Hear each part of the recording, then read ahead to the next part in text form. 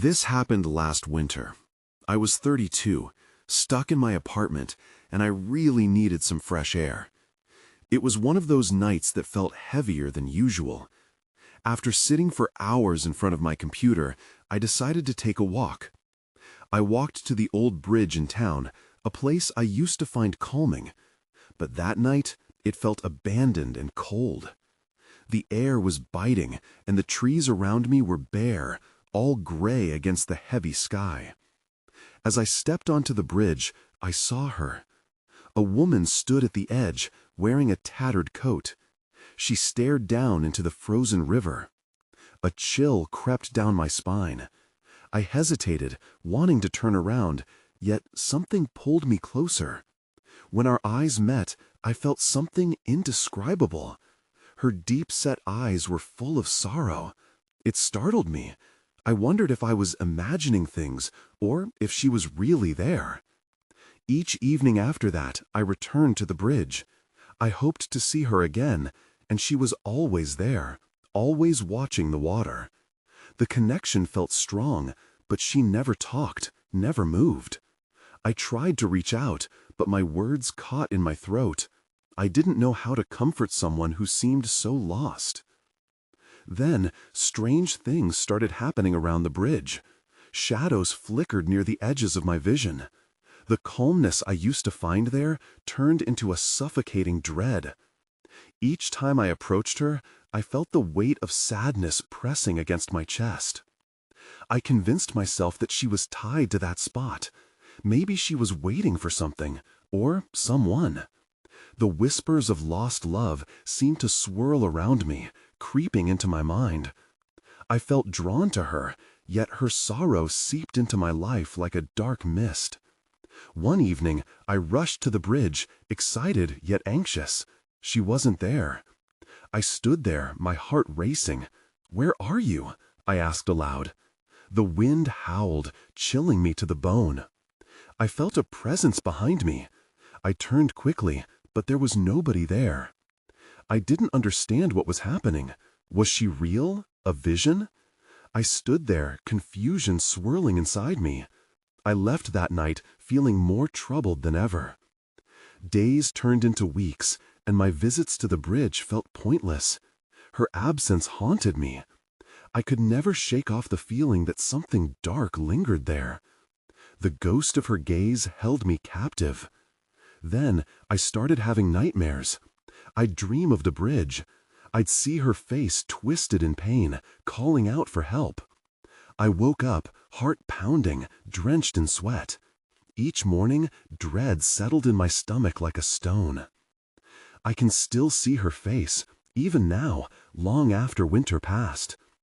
Even as spring brought new life, the memory of the woman on the bridge haunts me. I often find myself standing near that old bridge, hoping to see her once more. But she is gone, and I'm left with an endless mystery, clinging to shadows that refuse to fade. After a long stretch of quiet days, I decided it was time to go back to the bridge. I tried to shake off the unease that had settled in my bones. Maybe if I returned, I could find closure, or at least some answers. The air was warmer, a faint hint of spring lingering. I walked the familiar route, my footsteps echoing softly on the pavement.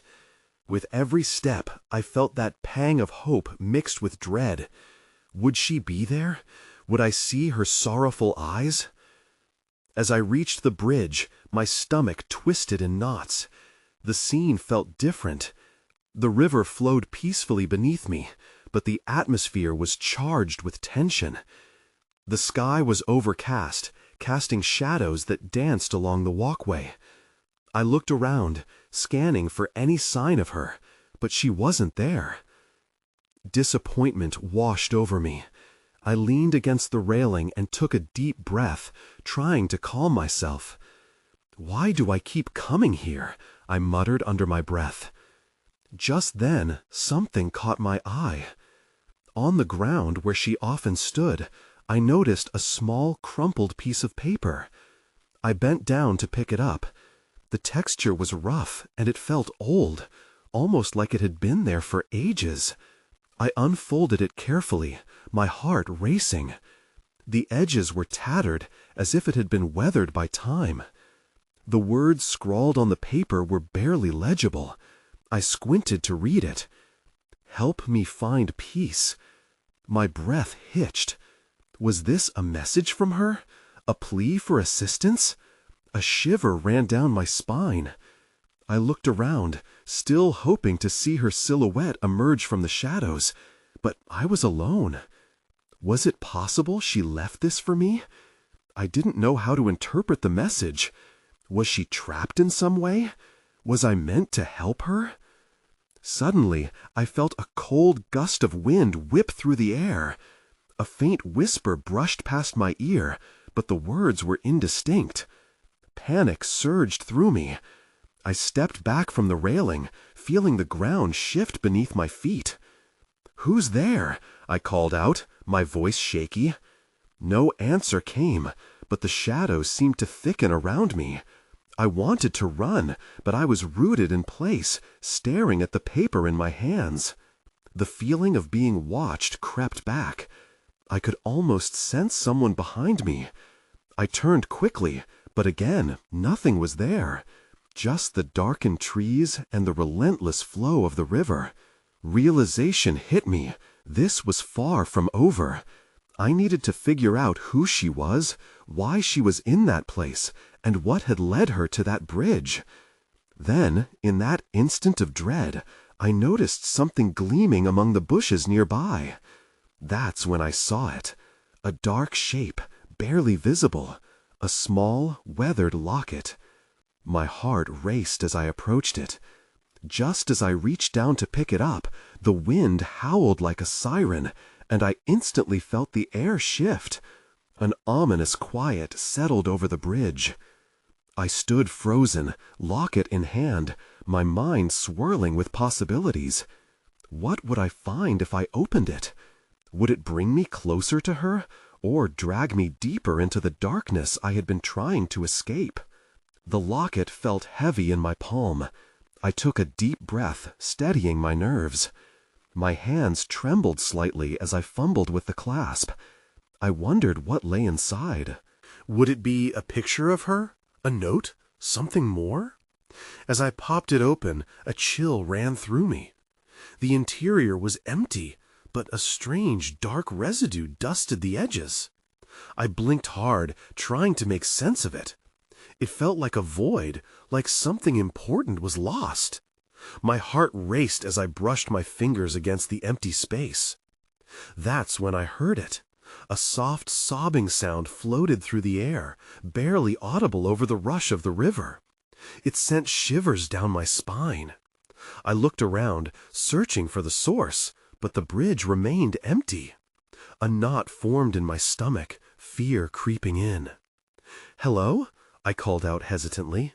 "Is someone there?"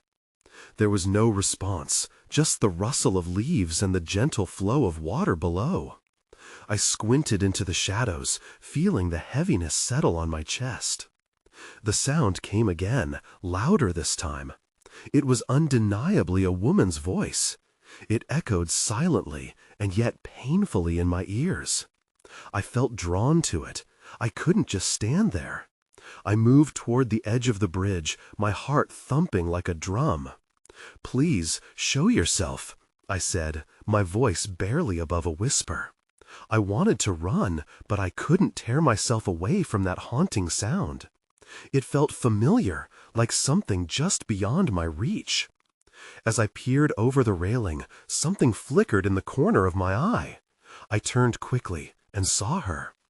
She was standing at the far end of the bridge, her figure shadowed in a long coat, hair waving slightly in the wind. The sight caused my breath to hitch.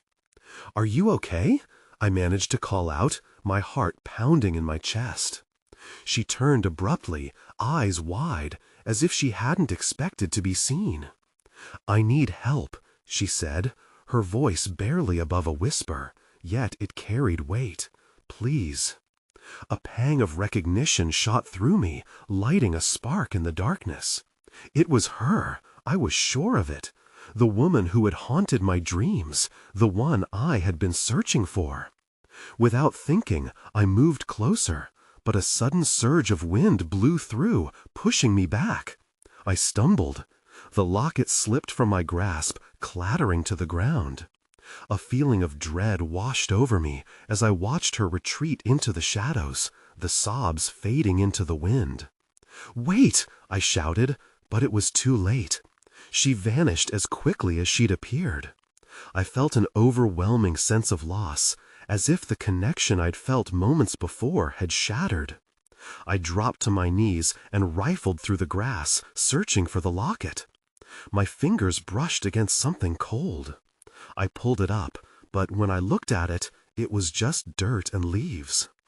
There was a nagging suspicion at the back of my mind. This wasn't just about the locket or the woman. I needed to know what had happened to her. Was she trapped in some way? What had I stumbled into? Just then, my phone buzzed in my pocket. I fished it out, surprised to see an unknown number. After the evening I'd had, I wasn't sure if I wanted to answer it. With a sense of foreboding, I pressed the green button. "Hello?" I answered, heart in my throat. "Do you want to help her?" the voice on the other end asked, low and gravelly. My blood ran cold.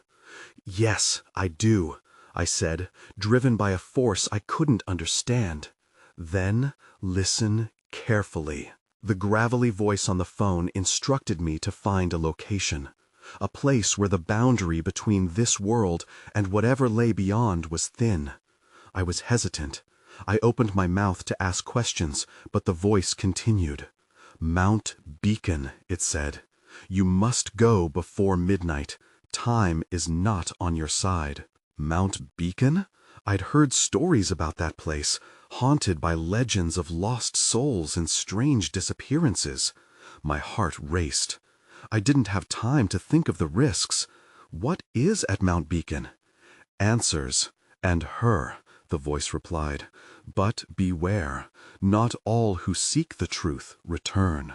The line went dead. I stood there, the phone still pressed against my ear, not knowing what to do. Was the call a warning or an invitation? It pushed me to the edge of uncertainty. I gripped my phone like a lifeline, weighing my options. Finally, I slipped it into my pocket and took a deep breath. I had to go. I had to know what was happening. The thought of leaving the woman behind, of losing the thread I felt connecting us, filled me with dread. My gut twisted at the idea of losing my only chance. I hopped into my car, its rusted frame groaning in protest. My mind raced as the familiar streets blurred past. The sun was dipping low, casting shadows that stretched across the road. Every nerve in my body felt ignited, as if the air around me buzzed with anticipation. As I drove closer to Mount Beacon, my eyes flicked constantly to the dashboard clock. The minutes slipped away, and I could almost hear the shadowy whispers from the bridge calling me back. What if I never saw her again? What if the voice was luring me into a trap? Doubt gnawed at my resolve. I parked my car at the foot of the mountain and stepped out. An eerie silence hung in the air, broken only by the rustling of leaves. The trees loomed ominously, their branches twisting like skeletal hands against the twilight sky. I hiked upward, my breath quickening with every step. The path was narrow, flanked by dense underbrush. I could feel the weight of the night creeping in, shrouding me in darkness. Each crunch of gravel underfoot echoed like a warning. And then I felt it, a sudden chill, deep and palpable. A figure stood at the trail's edge, transparent against the darkness. My heart dropped. Was it her? "Please," the figure beckoned, voice layered with sorrow. But before I could reach her, the wind howled and she flickered like an old film reel. I hesitated, longing and fear intertwining. "Wait," I called out, pushing forward. I was close enough to see her face, but the cold surrounding us made it hard to breathe. I stumbled, and the world shifted. The darkness enveloped me. "I'm here," I shouted, but the wind swallowed my words. Then everything went dark. My pulse raced, panic shooting through me. I was out of control. I couldn't tell where I was or what was happening, but I could feel her presence, strong, desperate. That's when I saw it, a flickering light in the distance. I followed it, driven by a sense of urgency. I needed to find out what this was all about. I needed to face whatever waited for me in the darkness. I stumbled through the pitch black, heart pounding as I focused on that flicker of light. It seemed so real, cutting through the oppressive darkness like a beacon. Each step felt heavier, and the chill seeped deeper into my bones. Was this light a sign of hope, or a trap waiting for me? As I got closer, the light transformed into a faint glow, illuminating a small clearing. At the center stood an old stone bridge, crumbling yet majestic, with ivy creeping up its sides. A creeping sense of familiarity washed over me. This was the bridge I'd seen in old photos, the one that marked the edge of Mount Beacon. I had pictured it in my dreams. "Is anyone there?" I called out, my voice barely above a whisper. The echo carried into the night, but only silence answered. The air felt electric, charged with tension. Then, standing by the edge of the bridge, I saw her, the same figure I'd glimpsed earlier. Her hair whipped in the wind, and her eyes shone with an intensity that drove my heartbeat faster.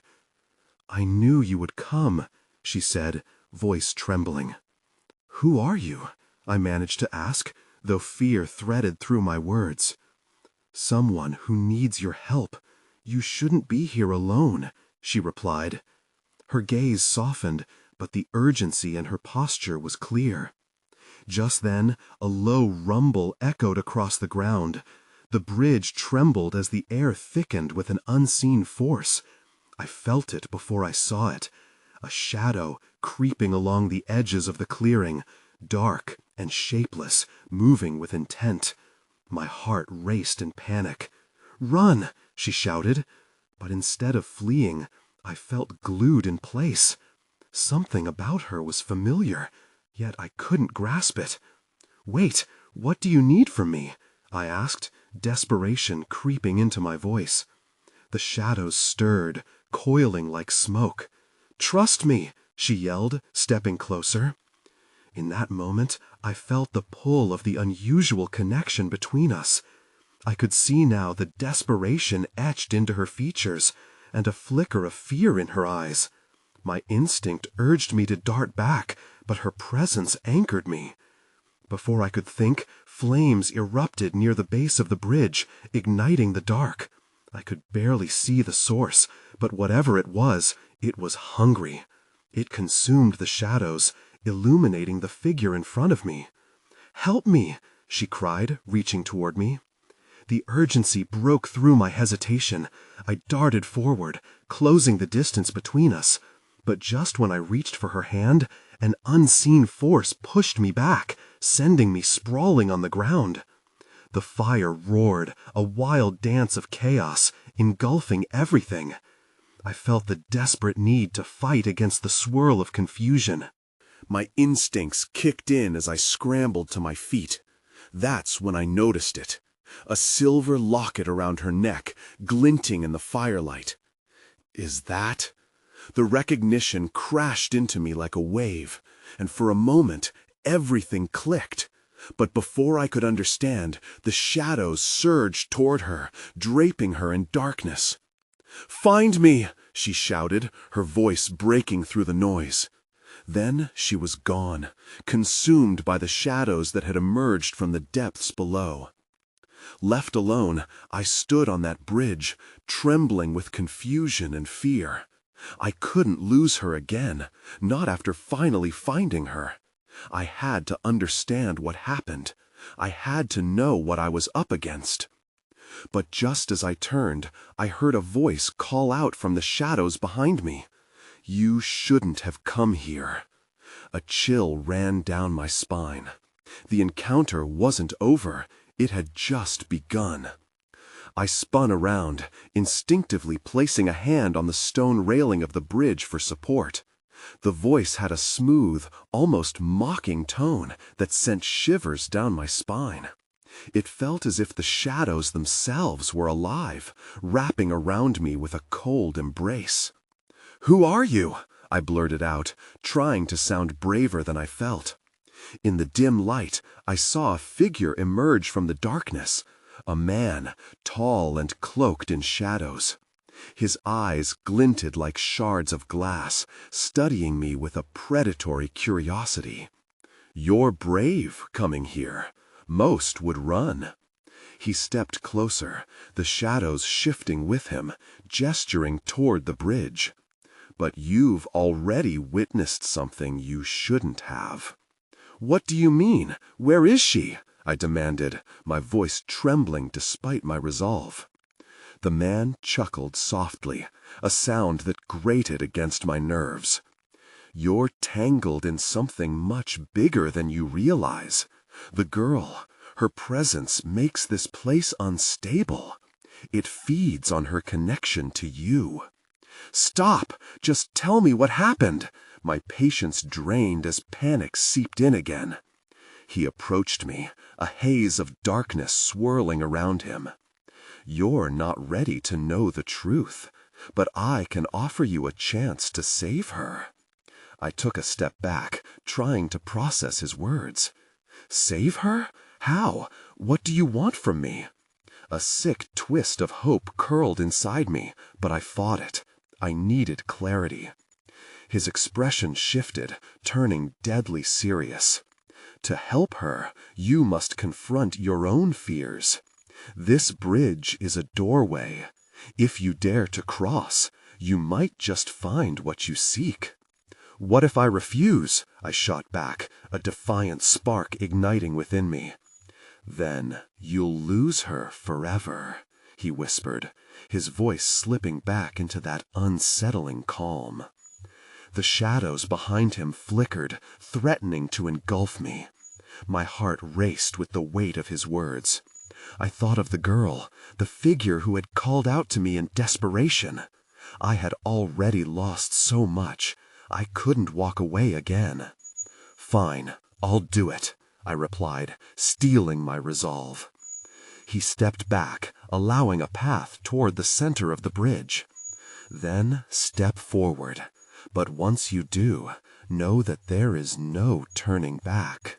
Taking a deep breath, I stepped off the edge of the solid ground, crossing the threshold onto the bridge.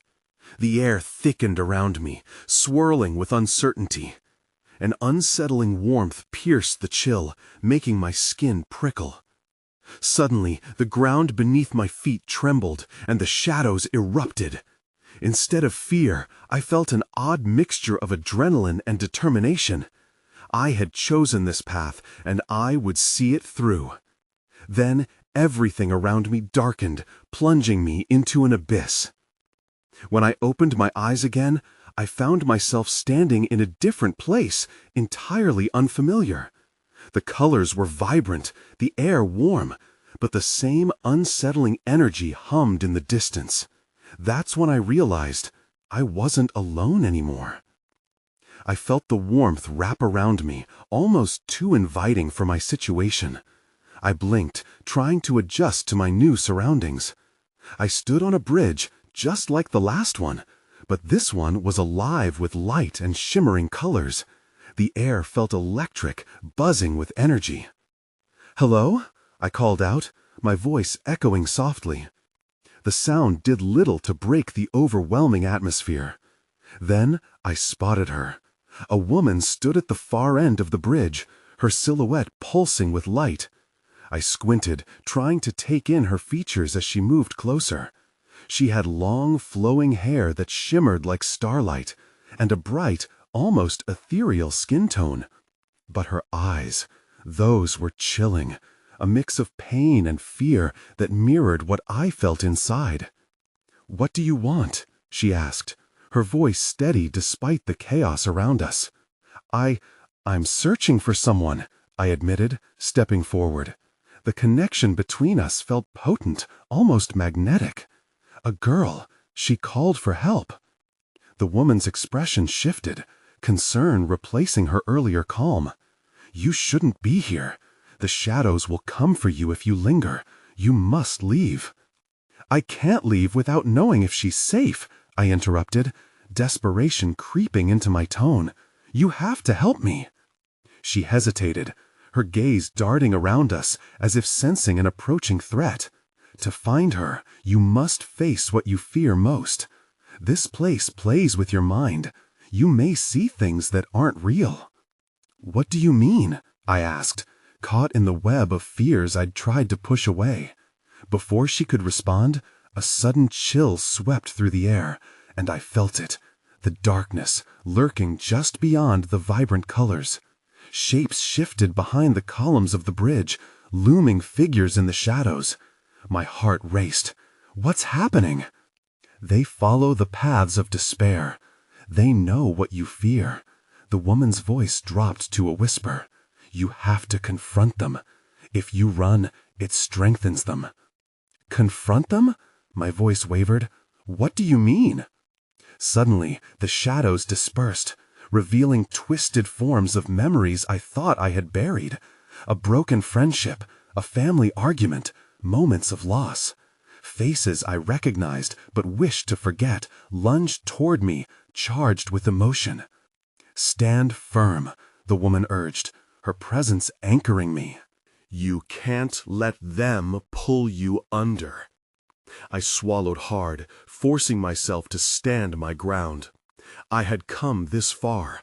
I couldn't turn back now, not when the girl's voice echoed faintly in my mind. But just as I gathered my courage, a deafening roar erupted from the shadows, drowning out the woman's words. In an instant, everything crumbled around me, plunging me into a void where nothing was distinguishable. When the sound faded, I found myself in a new scene, a darkened room filled with flickering candles. Panic gripped my heart. Where am I?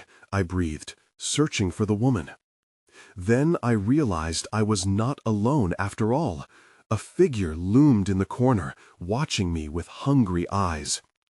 Who are you?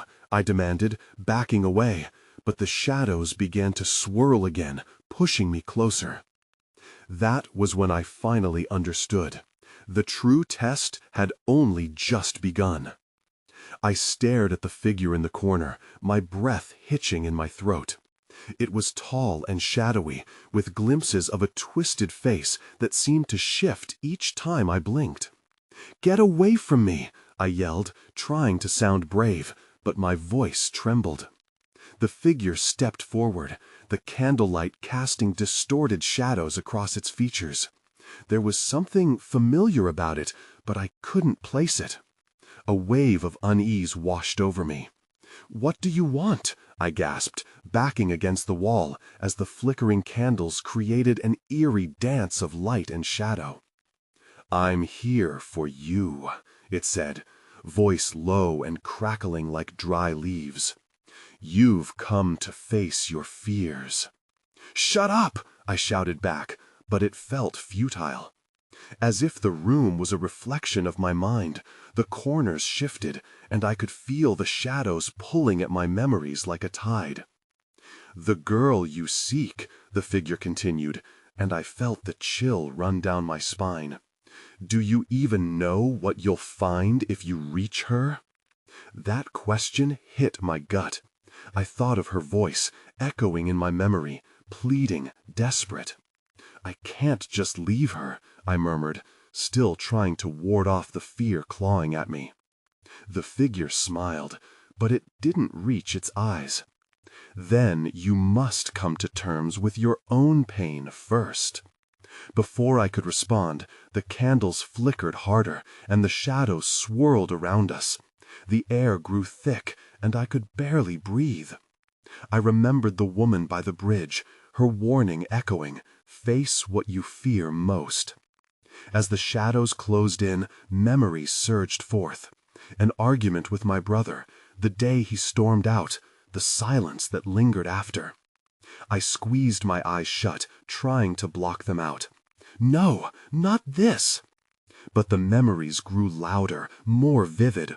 I saw my brother's angry face, heard the things I hadn't said. My heart pounded. "Stop! I'm not scared of you!" I yelled, but the shadowy figure just laughed softly, as if waiting for me to break. With a rush of determination, I opened my eyes. "I won't let you control me," I shouted. The words came out more powerful than I expected. In that moment, I felt a surge of strength.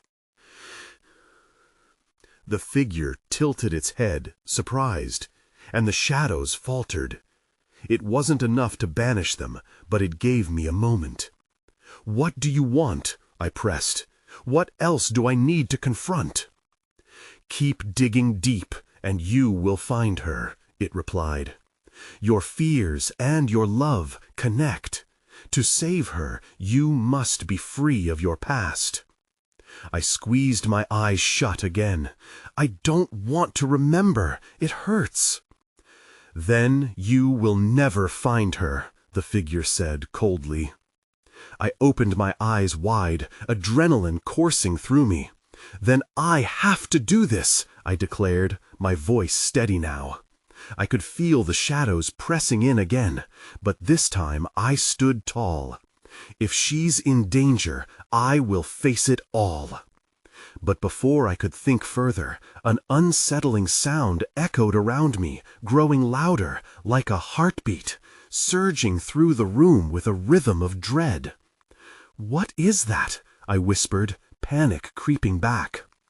Then, from the shadows, I thought I saw a flicker of light, a brief image of her face, the girl, before everything went dark again. "No!" I cried out, desperation clawing at me. "Not again!" That's when I felt it, a pulsing energy beneath my feet like a warning. I was not just drifting in this dimension, I was about to be swallowed whole. In that instant, the ground beneath me roared, as if it were alive. My heart raced. I had no idea what was happening, but the shadows closed in tighter. A deep voice echoed, mocking my fear. "You can't escape." I focused on the flicker I'd seen. Maybe if I could hold on to the thought of her, I could fight back. I remembered her laugh, the warmth in her eyes. "You're not gone," I shouted into the darkness, as if my words could rip through the shadows. But the figure just laughed again, a chilling sound. "You think memories will save you?" it taunted.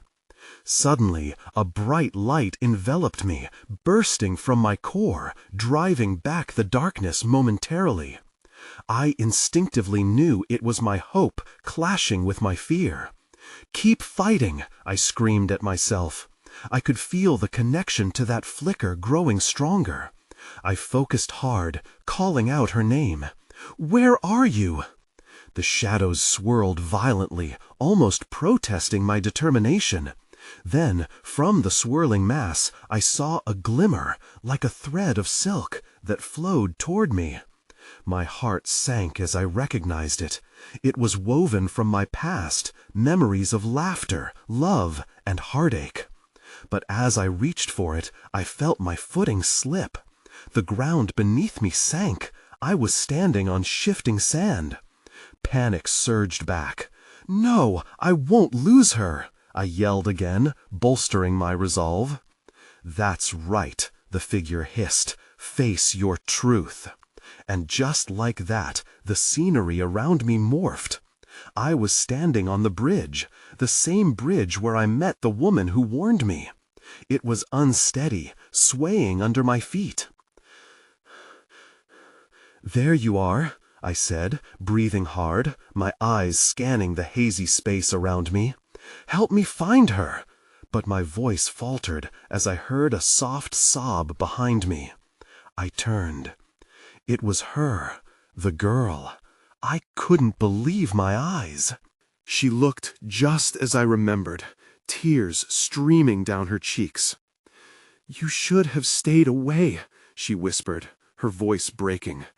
"You're not ready." "I have to save you," I cried. "I won't give up."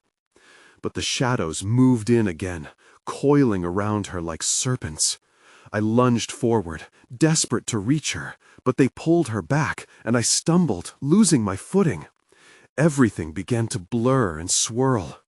"Let her go!" I yelled, a surge of fury pumping through me. I focused on the bridge, the memories flooding back, the laughter under the stars, the warmth of her hand in mine. Each little moment lit a fire inside me, one that began to push back against the shadows. And then, from the depths of the chaos, I heard her voice again, clearer now. "You still don't see it, do you? Your fear is holding us both back." With those words, a wave of realization hit me. "You're right. I'm afraid, but I don't have to be." The shadows faltered for the briefest moment, and that was when I saw it. An object glinting weakly behind the figure, the key to breaking this cycle. "Get off me!" I shouted, diving for it. I reached for the light, feeling its warmth against my skin as I grasped it tightly. The world exploded into brightness, and the chilling laughter faded into silence, replaced by an echo of hope. I had a chance. But at what cost? The question echoed as the shadows formed again, threatening to come back with vengeance. This was only the beginning. As the light pulsed in my hand, I closed my eyes, feeling the warmth coursing through me. "I won't let you take her," I shouted, and in that moment the shadows receded, releasing their grip on the girl. I turned to her, desperation boiling inside me. "Please," I urged, "let me help you." But the fear in her eyes made my heart sink. "I don't want to lose you again." "Then you must face what you fear most," she said, her voice trembling. The shadows shifted, becoming increasingly agitated as they surrounded us. I felt their cold breath against my skin, wanting to siphon the courage that surged through me. "For you," I promised, "I will." I raised the object, the key, to the shimmering light, and in an instant the shadows recoiled. A stunning burst of energy erupted, illuminating the bridge and casting eerie reflections in the river below. I turned around, a mix of determination and dread washing over me. In front of me was the same cloaked figure, the Shadow Man, now seemingly trapped by the energy radiating from the key. He sneered, eyes narrowing. "You think a trinket can hold me back?" "Not just a trinket," I replied, defiance overtaking fear. "This is a reminder of the connections I have, and I'm not running away any longer." The glowing light intensified. The woman, the girl, took a step forward. "You must confront him," she urged. With every ounce of strength I had, I strode toward the Shadow Man, channeling the warmth within me. "This ends now." You've kept her from peace, and you've fed off my fears for too long. As I raised the key, the swirling shadows writhed and shrank away. The cloaked figure lunged, but I was ready. "You won't have power here." The light burst forth, enveloping the bridge in radiance. The shadows disintegrated into dust, but the figure's laughter echoed, low and menacing. "You'll never know the truth," he spat, before disappearing into the ether, his silhouette falling into layers of undulating shadow. With him gone, silence hung thick in the air. The warmth of the light faded, leaving just the soft glow of the river under the faint twilight. I looked back at the girl, heart racing. "Are you okay?" I reached for her, wanting to pull her close. "I don't know," she said, her voice a whisper, "but I can finally feel the darkness lifting." That's when I noticed the locket around her neck, glinting once more. I reached toward it, but something tugged at my memory. It's the same locket from before, the one I had found on the ground at the bridge. "What does it mean?" I asked, searching her eyes for answers. It's a reminder of how we're tied together, she replied, her voice trembling. But you need to let go of what binds you. And just like that, everything shifted. The bridge began to dissolve into light, the vibrant colors swirling together. My heart raced. Wait, please don't go! But as I reached for her, the world around me shattered like glass, leaving me standing alone on that empty bridge again. The memories tugged sharper now, whispers of laughter and sorrow echoing through the night air. I stood there, the echoes of her fading voice resonating within me. You will find me. I clutched the empty locket tightly. When I left Mount Beacon that night, the shadows still danced on the edges of my mind, and the fear that had plagued me was not fully gone. But neither was I. I knew I had survived on that bridge and confronted the shadows lurking in my past. I still think about her sometimes, what she was and what she could have been. I never returned to that bridge, but I often wonder if she's out there, somewhere in the vast unknown, waiting just beyond the veil. Some questions linger unanswered, existing alongside that haunting truth. How deep was her sorrow, and could we ever truly escape the shadows that bind us?